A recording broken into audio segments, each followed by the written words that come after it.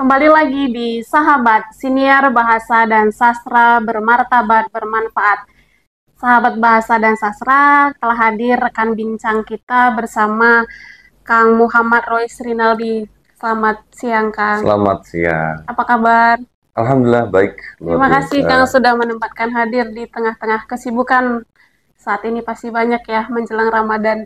Menjelang Idul Fitri ini memang banyak sekali yang mendebarkan, dan salah satu hal yang mendebarkan tentu diundang untuk senior di kantor bahasa Provinsi Banten.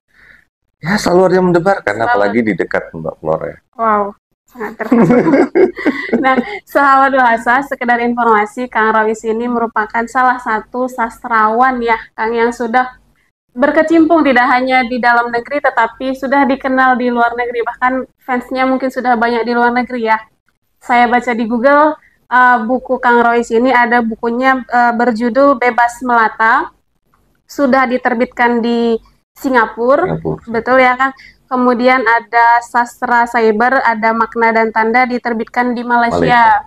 Dan katanya karya-karya beliau sudah mendapatkan apresiasi dari penikmat sastra yang ada di Singapura. Kemudian juga ada yang dari Thailand dan Brunei. Dan pastinya banyak lagi ya yang negara-negara yang menjadi penikmat karya sastra dari Kang Rois seperti itu. Alam.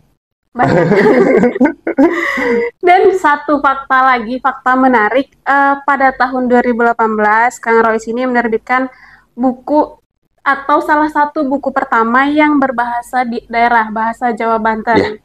Nah, itu dia. Kemudian pada tahun 2019 juga menerbitkan kumpulan cerita berbahasa daerah Jawa Banten seperti itu. Kemudian banyak juga penghargaan yang sudah beliau raih. Yang pertama, penghargaan dedikasi bidang bahasa dan sastra pemerintah Kota Cilegon tahun 2022. Kemudian yang luar negeri, Tanda dan Makna tadi mendapat penghargaan dari pemerintah Malaysia dan Kuala Lumpur. Dan kalau dibahas, bisa saja nanti podcast kita ini hanya membahas penghargaan atau prestasi yang diraih Kang Rois. Jadi cukup itu aja, nanti sahabat bahasa silahkan cari di Google ya. Sudah ya, banyak. Tidak perlu juga terlalu dijabar-jabarkan. Ya. Seperti itu, cukup pengenalan saja biar sahabat bahasa yang belum kenal makin penasaran, yang sudah kenal makin bangga mengidolakan Kang Rois seperti itu. Nah, saya ragu bahkan ada yang mengidolakan saya. Pastinya ada. Nah, sahabat bahasa, untuk kali ini kita, Kang Rois ini juga wakil presiden di GAKSA ya. Ya, GAKSA itu apa? Gabungan Komunitas Sastra ASEAN. ASEAN, berarti pusatnya sekretariat di Kuala Lumpur. Presidennya itu Profesor Dr. Irwan Abu Bakar di Kuala Lumpur, dan saya memang ditugaskan sebagai wakil presiden. Gitu. Untuk Singapura ada Rohanidin dan sebagainya, untuk Brunei ada Dr. Jeffrey Arif, untuk di Thailand ada Dr. Profesor Fahusan Jehwai dan sebagainya. Jadi kepengurusannya masing-masing negara gitu. Masing-masing negara.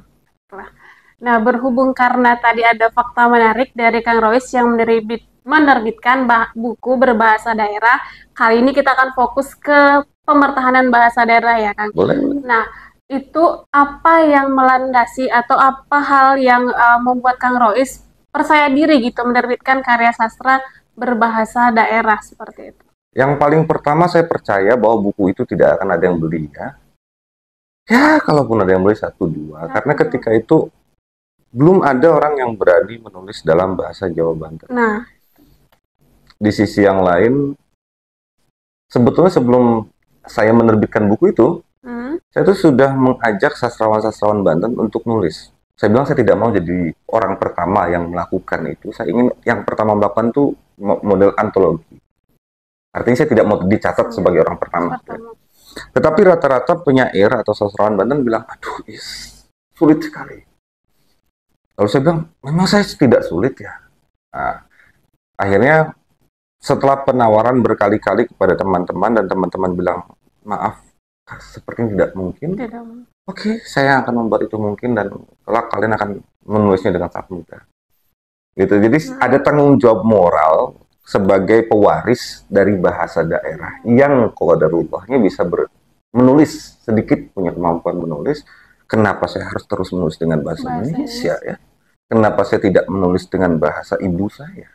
Kenapa saya tidak menulis dengan bahasa yang dituturkan sejak saya kecil dahulu? Akhirnya muncullah keberanian betul. Tepat sekali keberanian, karena ketika itu saya pun sebetulnya seperti anak cadel. Ini antara benar dan tidak, ini antara sudah nyaman dan belum, karena bagaimanapun saya adalah sastrawan yang menulis dengan bahasa Indonesia, tiba-tiba menulis dengan bahasa daerah. Ini kan ada alih kode yang sangat rumit ya. Alih kode yang sangat rumit. Tetapi alhamdulillah itu terbit. Kecurigaan saya tentang tidak laku ternyata tidak terlalu benar ya. Itu cukup laku. Yang betul tidak laku malah dicerpen. Yang berbahasa daerah tadi. Daerah, karena saya di dalam cerpen itu tulen menggunakan bebasan. Dan punya kecenderungan bahasa yang saya gunakan adalah bahasa Jawa yang hidup di dunia pesantren, ditambah lagi dengan campuran bahasa-bahasa undak kosok bahasa Banten level paling tinggi. Kalau di kita kan cuma kenal level undak kosok itu satu, bebasan dan pergaulan. Percakapan sehari-hari. Padahal sebetulnya kalau kita mau membuat undak kosok bisa sampai 3. Contohnya tidak di semua kata, tetapi ada beberapa yang bisa sampai 3. Contoh di kata nama ya, nama yang pergaulan aran, yang bebasannya nami kase, yang atasnya lagi wasta. Nah, itu bisa. Kang den wasta ni Kanjeng Rasulullah Shallallahu Alaihi Wasallam ing dedalane kang kebecikan. Ayar Arab yang teh andi kerawu. Itu tadi.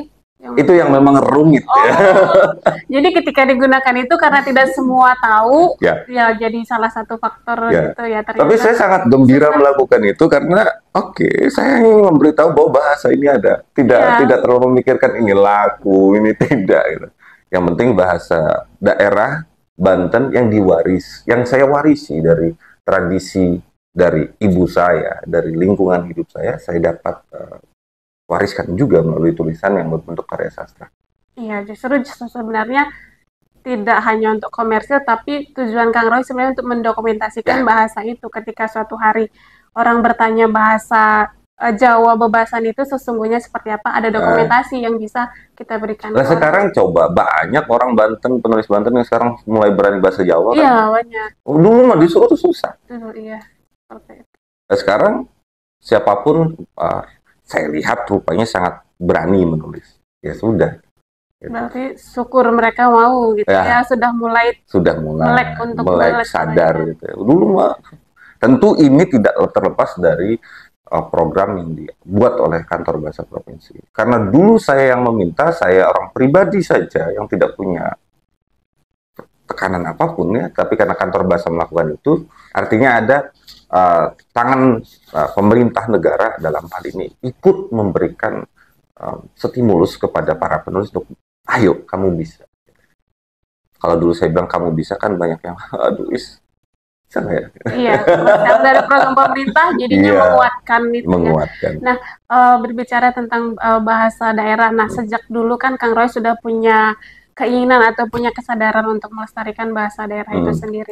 Kalau untuk saat ini di luar Kang Roy atau masyarakat Cilegon itu, mereka seperti apa kira-kira terkait dengan pemertahanan bahasa daerah atau fenomena bahasa di Cilegon seperti apa? Saya bersyukur sekali ya.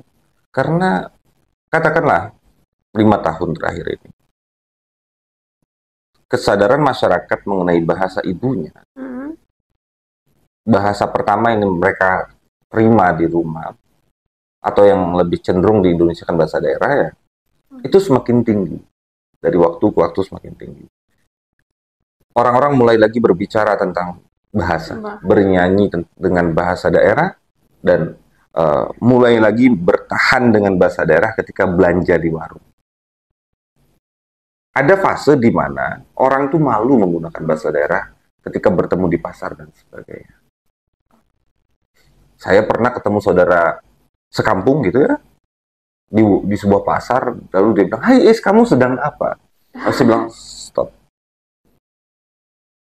Tolong bahasa Jawa." Berani bilang gitu langsung. Saya bilang, karena saya merasa asing. Bagaimana saya mampu menggunakan bahasa Indonesia dengan orang biasa menggunakan bahasa? Justru terlihat aneh atau terkesan aneh ketika ngomong dengan sekampung bahasa Indonesia. Iya, aneh sekali. Nah, dalam hal ini di masyarakat kita, wabil khusus kalau bicara Cilegon, kesadaran itu semakin tinggi. banyak teman-teman membuat lagu bahasa daerah, membuat ya semacam bercandaan-bercandaan bahasa daerah, dan juga kan sudah dikeluarkan mulok bahasa Jawa daerah Cilegon, yakni dengan nama Nalek Bahasa Jawa Cilegon. Boleh kan diceritakan dulu Nalek itu sebenarnya apa? Kan karena baru-baru ini ya keluar, kalau dulu kan kita tahu bahasa Jawa Banten, kemudian ada yang disebut dengan Jawa Serang ya. Nah kemudian belakangan saya dengar ada Cilegon mengakui bahwa Jawanya mereka adalah Nalek. Baru-baru ini disusun kurikulum. Ini sebetulnya unik ya. Ketika penyusunan buku muatan lokal bahasa Jawa daerah Kota Cilegon, saya ditanya oleh Dinas Pendidikan dan teman-teman yang menulisnya. Karena qadarullah waktu itu juga saya diminta menjadi mentor untuk para penulis buku itu. Gitu. Lalu ditanya lah, Kang, ini buku kami sudah jadi, apakah kemudian judulnya Ginau, Geginau, kata. Oke, Ginau, Geginau. Saya bilang itu belajar, oke. Tapi bagi saya yang lebih tepat adalah Nalek. Karena Ginau hanya belajar, tapi Nalek itu belajar secara mendalam. Jadi Nalek itu bukan bahasanya, tapi bukunya. Judul buku.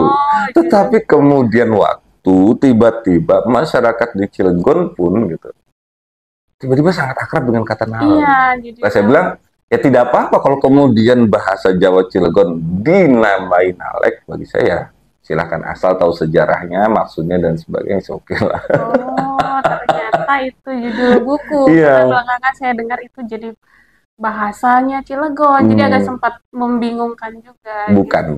Itu judul buku. Kan sama saja seperti orang bicara Jawa Serang. Kan tidak ada Jawa Serang. Adanya Jawa Banten. Jawa Banten. Bahkan kalau kita mau serius juga kan, Jawa Banten juga tidak ada. Adanya bahasa Jawa dialek Banten. Cuman karena kita... Iya, tapi oke, santai-santai saja. Ini orang mengaku ini bahasa Jawa Serang, oke. Mengatakan ini bahasa Jawa Cilegon, oke. Selama kita mengerti secara definisi kan ya, nggak masalah. Oke, subdialeknya itu, dialeknya ini, oke. Iya, pokoknya. Nah, tadi kan kata Kang Rois, pemertahanan bahasa itu sebenarnya tidak dari komunitas lagi, tidak dari pemerintah, justru karena ada program pemerintah, banyak yang mulai timbul kesadarannya. Namun, ada faktor lain juga di lain itu, perkawinan silang, artinya perkawinan campur, pergaulan, itu mempengaruhi juga. Penutur, seperti apa menurut Kang Roy? Sementara kan bahasa ibu itu kita peroleh dari rumah, bagaimana dengan keluarga yang kawin silang, maksudnya berbeda suku. Saya pun termasuk yang kawin silang. Saya pun termasuk yang masih mempertimbangkan bahasa apa yang dapat saya ajarkan ke anak ya. Karena istri Jogja dan Sunda darahnya. Saya Jawa Sunda, sama-sama Banten. Sundanya Banten, Jawanya Banten. Abah itu Sunda, ibu itu Jawa. Saya mewarisi bahasa Jawa karena tinggalnya di daerah pengguna penutur bahasa Jawa. Bagaimana kemudian kawin silang ini ternyata mau tidak mau ternyata itu mengurangi penutur bahasa daerah, dalam hal ini Jawa misal. Bagi saya bukan sesuatu yang sangat fundamental. Karena berbicara soal pengenalan bahasa itu kan bukan apakah dia dijadikan bahasa ibu atau tidak. Tapi kemudian diperkenalkan atau tidak. Iya, benar. Dan bisa saja saat sama ibunya bahasa Jawa, saat sama abahnya apa? Bahasa. Saya punya ponakan-ponakan yang dari emak bapaknya itu diajari bahasa Indonesia. Tapi ponakan sih bisa bahasa Jawa. Iya. Artinya mungkin di awal-awal karena kita berbicara kemampuan berbahasa. Orang yang baru lahir, kita tidak mungkin dong menciptakan dua bahasa sekaligus di tengah orang baru lahir. Ya kan? Mau tidak mau saya memilih, oke, kita belajar bahasa Indonesia terlebih dahulu untuk anak kita. Kemudian, kita pelan-pelan ajari bahasa daerah, bahasa ibu kita. Jadi, bagiku tidak terlalu ini ya, tidak terlalu fundament sih. Itu hal-hal yang bisa disiasati, mana yang baik, mana yang waktunya sudah tiba dan belum tiba. Asal tidak, kalau yang ditanyakan adalah haruskah menjadi bahasa ibu? Tidak. Asalkan punya kesadaran mengenalkan ke anak itu suatu waktu jika waktunya sudah tepat ya, gitu ya. Kira-kira. Agar si anak tuh punya perasaan sejarah yang panjang. Banyak penelitian mengatakan orang-orang yang punya perasaan sejarah yang panjang itu punya kepercayaan diri yang lebih besar. Ya, contoh misal Mbak Flora punya sejarah panjang dalam keluarga. Semakin kita tahu sejarah ke belakangnya, semakin pede kita. Tapi anak yang tidak tahu latar belakang mak bapaknya, ibu ayahnya, kecenderungan dia tidak terlalu meyakini tentang dirinya. Oh, iya, benar. Jadi si anak harus lebih tahu lebih panjang tentang dirinya, agar dia semakin dalam mengakar, kokoh dan percaya, oke, saya Muhammad Rasulullah. Gitu. Ya, saya menerima saya sebagai ini. Iya. Kalau untuk program pemerintah sendiri, menurut Kang Royce, sudah cukup atau harus seperti apa lagi untuk mempertahankan atau melestarikan bahasa daerah kita? Sebetulnya secara dasar bagiku sudah cukup ya. Sudah cukup. Secara dasar. Trigatra Bangun Bahasa, saya perhatikan juga tidak sama sekali berbeda dari apa yang dahulu dikatakan oleh Muhammad Tabarni di 1926 di Kongres Pemuda I. Yang menyatakan bahwa boleh saja kita menggunakan bahasa asing. Karena bisa jadi guci-guci rahasia keilmuan itu ada di bahasa asing. Kalau kita anti bahasa asing, kita akan menjadi orang bodoh. Tetapi juga kita jangan gemetar dihadapkan pada bahasa asing. Karena sebagai anak bangsa, kita harus berbahasa bangsa Indonesia yang kemudian ketika itu bahasa yang kita sepakati bernama bahasa Indonesia. Kemudian ternyata upaya kita untuk membangun kesatuan Republik Indonesia melalui bahasa Indonesia itu juga tidak sama sekali tanpa konsekuensi. Konsekuensi dari penggunaan bahasa Indonesia ternyata kan juga kanibal terhadap bahasa daerah. Kemudian di sini pemerintah saya perhatikan berupaya merevitalisasi bahasa daerah. Saya pikir fase-fase ini tepat. Sudah untuk tepat. Menangani. Nah, berbicara tentang Trigata Bangun Bahasa, utamakan bahasa Indonesia, lestarikan bahasa daerah, dan kuasai bahasa asing. Dan Kang Royce juga menyebutkan ya, kita tidak boleh anti, karena kalau anti banyak referensi sebenarnya dari luar yang harus kita baca. Dan kita tidak boleh juga melupakan bahasa daerah, karena itu identitas kita. Nah, sebenarnya saat kapan harus digunakan bahasa Indonesia, harus menggunakan bahasa asing, dan saat kapan kita harus berinteraksi dengan bahasa daerah? Tanpa melepaskan diri dari undang-undang ya. Ya, ketika kita mengatakan kapan sih kita menggunakan bahasa Indonesia, ketika Anda bertemu dengan orang-orang yang harus Anda ajak bicara dengan bahasa Indonesia. Situasi formal. Atau non-formal sekalipun. Misalkan, aku dengan Mbak Flora beda semua nih. Iya, sukunya beda, bahasanya beda. Aku nggak mungkin bicara dengan Mbak Flora itu menggunakan bahasa Jawa. Nggak mungkin juga ke bahasa Batak. Sampaikan. Tidak mungkin. Artinya, kapan kita berbahasa Indonesia? Ketika bahasa Indonesia itu harus diutarakan agar komunikasi berjalan. Tetapi lebih dari sekadar itu kan bicara alih kode saja.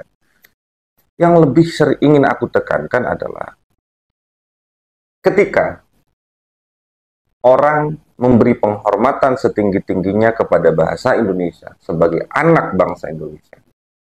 Kenapa aku bicara begitu? Alih kode itu normatif ya di dalam cara berkomunikasi manusia ya. Kalau kita bicara dengan orang Batak, Jawa, Banten bicara orang Batak, bahasa Indonesia. Orang Sunda berbicara dengan orang Papua, bahasa Indonesia itu namanya bahasa lintas ya, yang mempersatukan kita ya. Itu sudah lazim. Tetapi bagaimana kemudian saya perhatikan di ruang-ruang publik Ruang publik adalah hak publik. Ruang publik diatur oleh undang-undang. Penggunaan bahasa negara dalam ruang publik dicatat dalam undang-undang. Dan ini semua dilanggar oleh sebagian besar tokoh,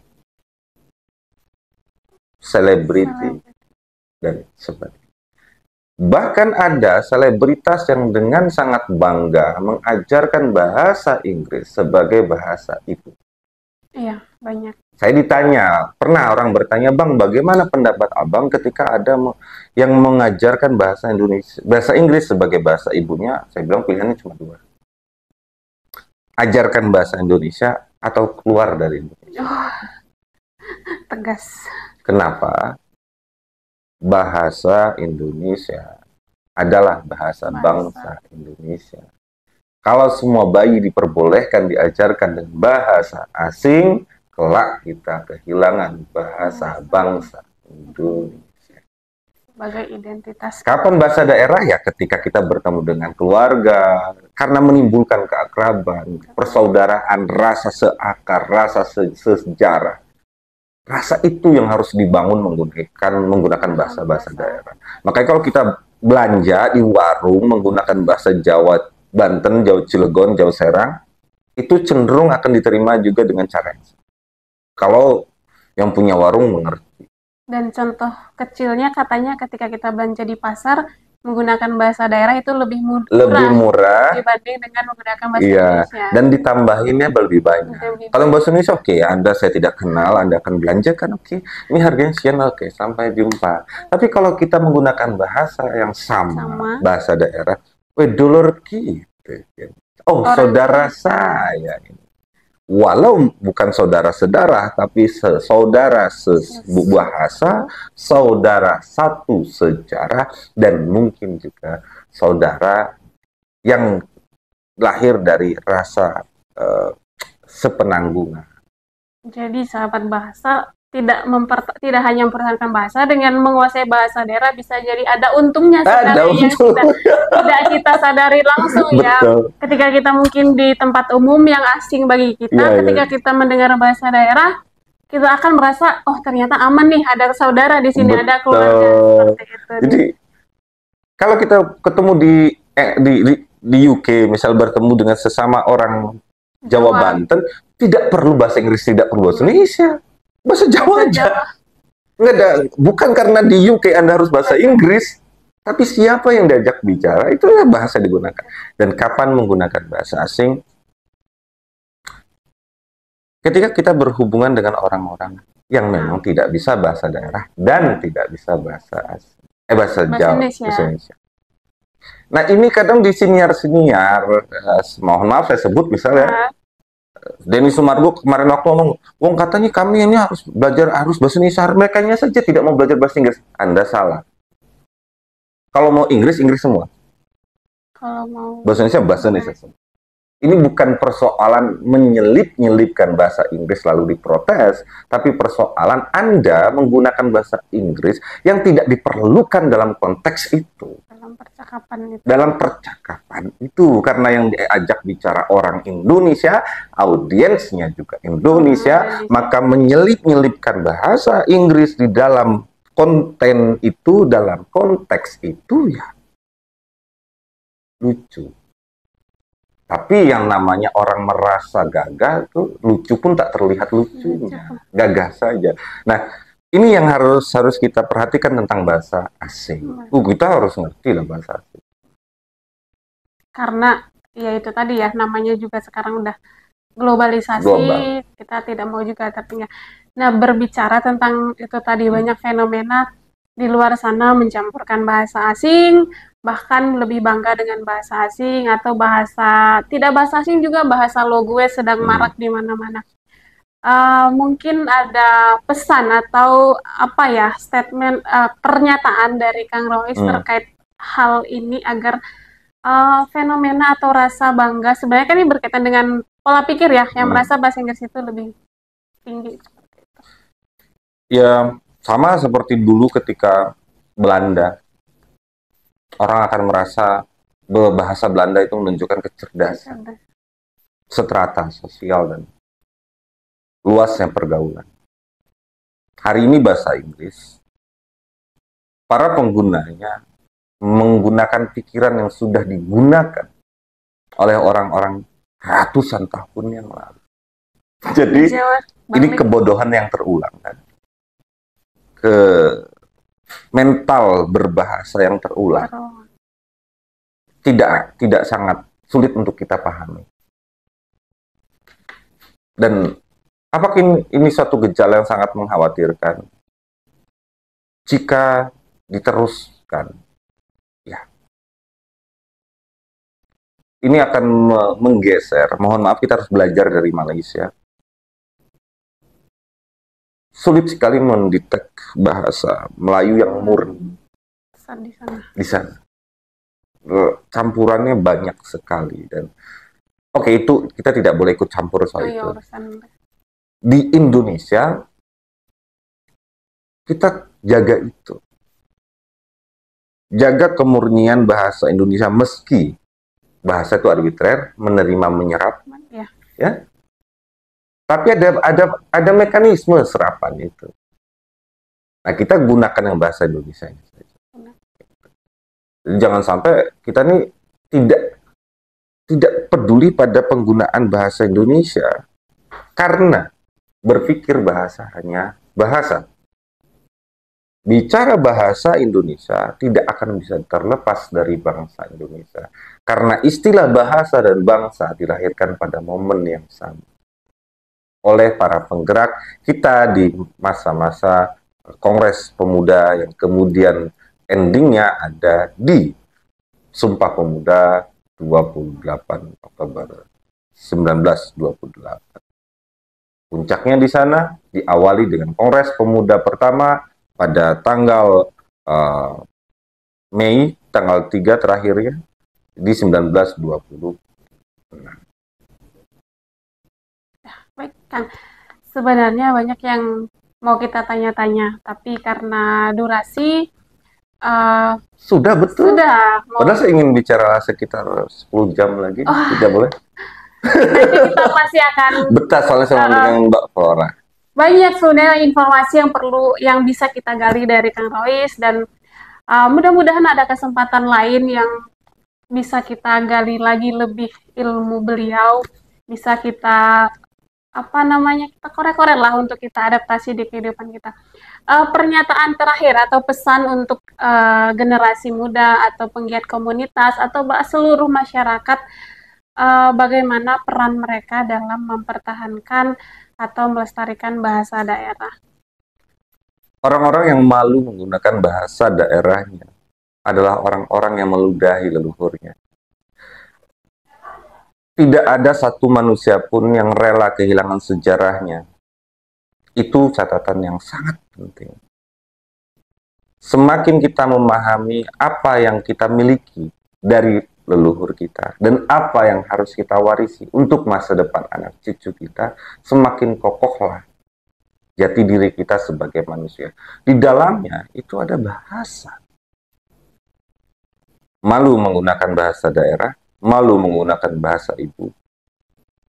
Rasa malu itu betul-betul telah sesat dari tempatnya. Kira-kira begitu. Sangat mendalam ya, sahabat bahasa dan sastra. Silahkan direnungkan di rumah, dan sejauh ini sudah seperti apa tindakan atau yang dilakukan sahabat bahasa dalam mempertahankan bahasa daerah seperti itu.